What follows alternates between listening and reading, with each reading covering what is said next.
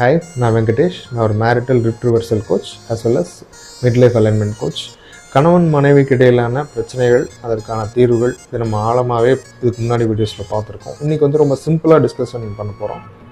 கணவன் மனைவிக்கு இடையிலான வாக்குவாதம், ஒரு சண்டை வருதுன்னா அதுக்கான கோர் ரீசன்ஸ் என்னவாக இருந்தாலும் அதுக்கான ட்ரிகர்ஸ் வந்து ஒரு 4 காரணமாக தான் இருக்கும். ஒன்று, நம்ம லைஃப் பார்ட்னர் நம்ம பிடிக்காதது செய்கிறாங்க, இல்லை நமக்கு பிடிச்சதை செய்யாமல் இருக்காங்க. நமக்கு பிடிச்ச விஷயத்தை செய்யாமல் இருக்கிற சொல்கிறது, இல்லை நமக்கு பிடிக்காததை நம்ம செய்ய சொல்லி ஃபோர்ஸ் பண்ணுறது. இந்த 4 காரணங்கள் தான் ஒரு ட்ரிகராக அமையும். ரெண்டாவது விஷயம் நம்ம புரிஞ்சுக்க வேண்டியது, ஒரு சண்டை ஆரம்பிச்சிருச்சு அப்படின்னா நம்ம அந்த சண்டையில் வந்து ஜெயிச்சிடணும் அப்படின்றத நோக்கத்தோடு என்ன பண்ணுவோம், அவங்கள ஹர்ட் பண்ணுற மாதிரி விஷயங்களை பேசுவோம்.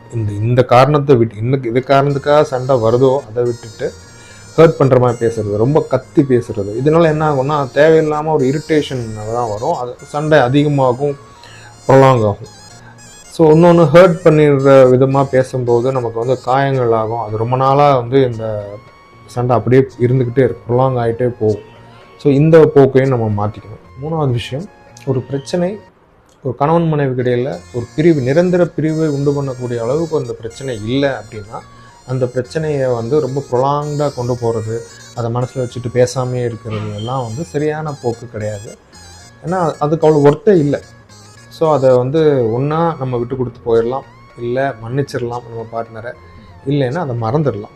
ஏன்னா ஒர்த்தே இல்லை, அவ்வளோ ஒர்த்து இல்லாத ஒரு பிரச்சனையை நம்ம மனசுலேயே வச்சுக்கிட்டு அதனால் நம்மளும் இரிட்டேட் ஆகி அவங்களும் இரிட்டேட் பண்ணுறது சரியான போக்கு கிடையாது. நாலாவது ஒரு விஷயம், ஒரு ஹெல்த்தியான ரிலேஷன்ஷிப்னால் அதுக்கு சண்டையே இருக்கக்கூடாது, அப்போ தான் ஒரு ஹெல்த்தியான ரிலேஷன்ஷிப் அது அப்படின்னு நினைக்கிறதும் தப்பு. ஹெல்த்தியான ரிலேஷன்ஷிப்பில் அன்பு அக்கறை இருக்கும். அன்பு அக்கறை எங்கெல்லாம் இருக்கோ அங்கே வந்து அட்வைசஸ் இருக்கும். அட்வைஸ் நமக்கு பிடிக்காது, ஸோ அதனால் வந்து ஒரு சண்டை வரலாம். ஸோ இதையும் நம்ம புரிஞ்சுக்கணும். நம்ம திருப்பி கடைசியாக நான் ஸ்ட்ரெஸ் பண்ணுறது ஒன்று தான், விட்டு கொடுக்கறது, மறக்கிறது, இல்லை மன்னிச்சிடுறது. இந்த 3 மெத்தடில் ஈஸியாகவே நம்ம சண்டைகளை சீக்கிரமாக சரி பண்ணிக்கலாம். இந்த வீடியோ உங்களுக்கு ஏதோ ஒரு வகையில் ஹெல்ப்ஃபுல்லாக இருந்ததுன்னா லைக் பண்ணுங்கள், உங்கள் ஃப்ரெண்ட்ஸ் அண்ட் ஃபேமிலி கூட ஷேர் பண்ணுங்கள். தேங்க்யூ.